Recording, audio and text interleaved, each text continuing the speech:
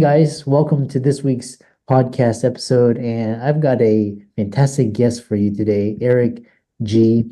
And he's an entrepreneur. He's got a really interesting story. We have similar Asian background. I'm really happy to have him on the show. He's a creative, he's an entrepreneur, and it's going to be great for all the creative audience out there. So, Eric, welcome. Oh, thank you for having me. Yeah, I know we connected through Podmatch, and briefly tell people what you do, how you got here, and how you can help the audience. So I'm basically I call it a life writing coach. And I know those two things seem kind of different or separate, but I started off as a writing coach. Well, actually, I owned an education company for a decade. And through that company, we worked with thousands of students a year. And I was also a writing coach, and I had my own set of students. And I found that the most important thing with writing, I mean, a lot of parents want you to focus on the grammar and they want you to focus on all these different things that you learn in school. But I found the most important thing is your voice, like helping people find their voice. And you really can only find your voice if you know yourself. So that's where the life coaching part comes in. And so I've spent the last 20 years studying personality typing. And my book, The Power of Personality, was just recently published a couple months ago. And it kind of encapsulates my method of typing people into different personality types and using that personality type to help them understand what they want more out of their life. Yeah. And what's interesting is because this is a unique personality typing methodology that stands out from things like the MBTI and the Enneagram, and kind of explain the key differences and the advantages of your method. Yeah, so the biggest difference comes from, as I was studying them, because, I know the Enneagram and I know Myers-Briggs. I studied Myers-Briggs a lot when I was younger. I tend to notice that they focus on external things like, oh, this person is good at this, or this person talks more, or they get their energy out, or they keep their energy in. I know introversion is like the new big hot word, when you're talking about personality typing. And mine focuses more on why we do the things we do. Because, a lot of the complaints I got were like, oh, well, I'm extroverted in this situation, but I'm introverted in this situation. And, I couldn't disagree with that. That was a good point. My feeling is we do have different personalities, but the way they manifest themselves come from something else that's deeper. And so my methodology focuses on values. And it kind of categorizes, or I want to say categorizes, but it understands people by their core values. And I think values, the difficult part is I think we often assume that we all have external differences, but we value the same thing. And I'm a big believer that no, we value very different things. And when you value those things differently, they cause a lot of conflict. And the whole point of my book is to help people understand, look, it's okay this person values their family. You might value your career more and that's okay. It's all right. Yeah. Interesting. So different values. And one thing that's also, because you mentioned introversion, and like the kind of like the buzzword or the term is a neurodivergence. And how does this play into your personality typing? Well, I'm not a neurologist. I know you're a physician, so I don't know the mechanics of the brain, and I'm a big believer in, look, if biology tells me something, then I will believe that, because I'm not going to argue against what's there. My knowledge is mainly through practice.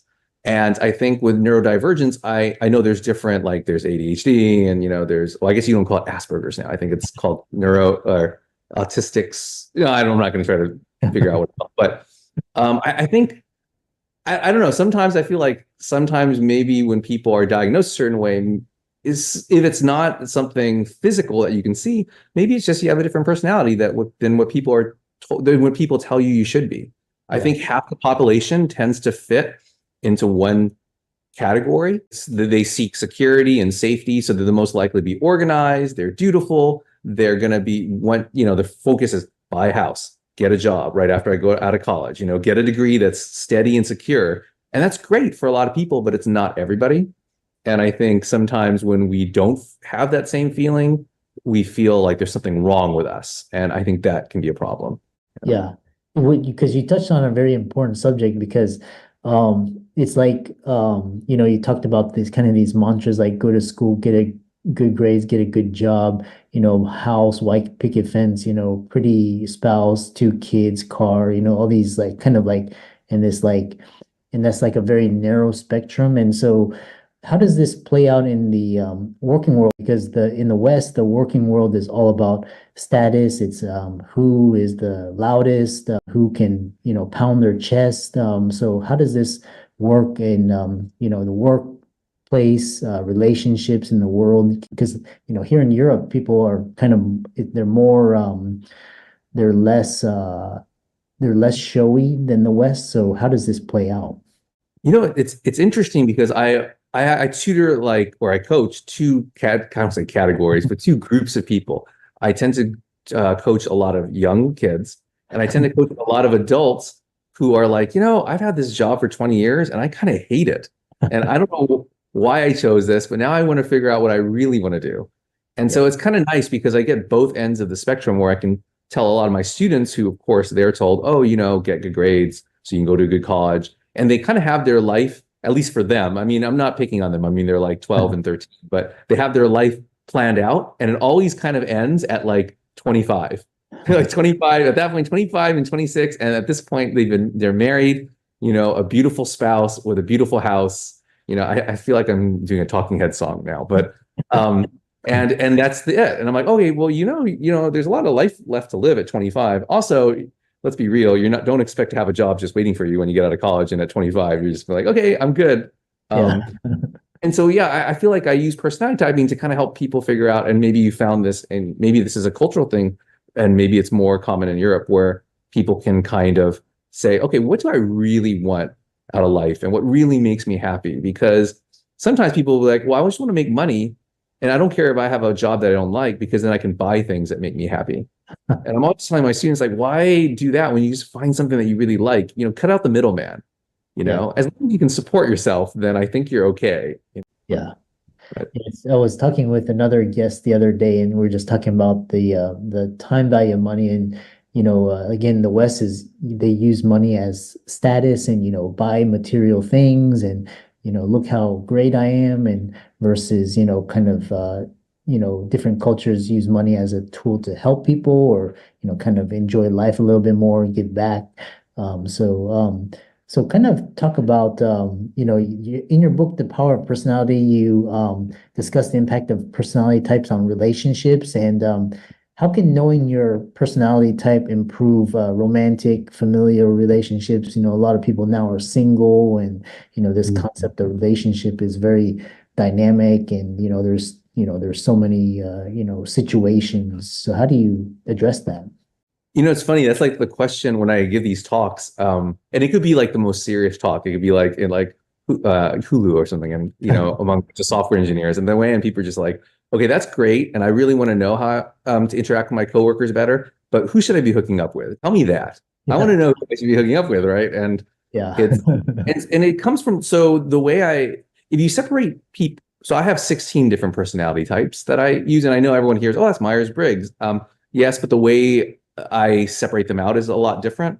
And within those, so you have four major groups, and then within those four major groups, you have four types that I use animals to describe them, because animals are fun and they're easy to remember. Anyone who's a fox personality type is never going to forget their fox. So yeah, I'm a fox. But if you think about that, like the four major groups, they all value something. They all have a different core value. And I think with relationships, that's important to note, right? If someone's core value is safety and security, and another person's core value is excitement, like visceral excitement and adrenaline, then those are kind of conflicting. And you just have to understand that. Funny enough, those two types actually are going to be the most likely to be attracted to each other because they're bringing something different to the table. Yeah. And I found that a lot of people who ask me these questions are already in a relationship. And I always take the safe route, because I'm like, I'm not going to tell you a theory that is basically saying that you are not meant to be with the person you're with. Because I'm like, is that what you're asking me to tell you? Like, I'm not going to say that, because maybe it makes sense theoretically, but that's just theory, right? In practice, I'm always just like, you know what? Just know that if this person has this personality type and you're this personality type, you guys are probably going to conflict on this. And you're probably going to get along like this. And that's going to be pretty consistent. So as long as you're okay with that, then you're fine. If you're not okay with it, then you probably want to move on because that's not going to change and you can't change people. Interesting. It's always good to like know just kind of like, and then just so that you know which relationships to, are good for you, which ones are bad for you, who's your type, who you're compatible with. Which also brings me to this question of culture, because you mentioned because we were talking and you know um basically we didn't fit in, I'm an Asian born in the States, and I still I don't feel like I'm Asian, and I don't feel like I'm white, so how does this play out like culturally, like people from different cultures and different backgrounds, and how does that influence your personality? It's interesting. So the group that likes safety and security and strives for that, they make up about half the population. And within that, they're going to be the most likely to be affected by the culture they grow up in. Culture that we grow up in, our family, our surroundings, when we follow those rules, it makes us feel safe and secure. They give us a certain kind of grounding. Other personalities are not so inclined to be tied to that. So it's interesting. So like if you have, I'm just going to be spouting off animal names now, but these are some of the personalities you have, like a peacock. I think people can probably guess what a peacock personality type is like. They're really flashy. They love to dance. They love physical contact. But let's say you have someone who has a peacock personality type and they grow up in Japan, like in a very traditional Japanese household. But let's just say an Asian household. I don't want to just call it Japan. Like, how it is. Like, there's not a whole lot of physical touching. Like I can't even remember the last time I hugged my mom, which is a terrible thing to say, but like there's not that much physical touch. And so I think they're growing up in that culture. They're going to kind of feel left out. But people are going to be like, oh, but you're like Japanese. Shouldn't you be like this? And they're like, well, okay, well, you're telling me something, but I want to hug people, And obviously you could pick any other culture and flip that around. I know a friend of mine, he's Cuban. And, in Latino culture, there's a lot of physical contact generally. But he's of a personality type, which I call the shark, where he's more just like not standoffish, but he's like, no, this is my personal space. Respect my personal space. Don't touch me, And so, in a way, I don't think culture determines our personality type, but I think it determines how we move in the world of our culture. Interesting. So yeah, in like, a lot of times, I grew up in American culture, but like, my culture and thinking is Western, but I never felt like, I always felt like an outsider. So in these cases, do you recommend like finding culture? Like, I guess that's kind of like you would like find your environments where you survive, or you feel welcome, or you feel like that's who you are. Is that how you address it? Yeah, I'm a big believer in finding your personality type first, because when I don't want to keep picking on them, I call them gather. So the four groups that I have are gatherers, hunters, shamans, and smiths, right? And as you can imagine, their role in society, right? Like back in the day, and gatherers make up the most of people because we need more people to sow the fields and gather the harvest. I think sometimes, since gatherers make up such a large percent, they can be a little overwhelming with their sense of like, this is our society, this is how it should be.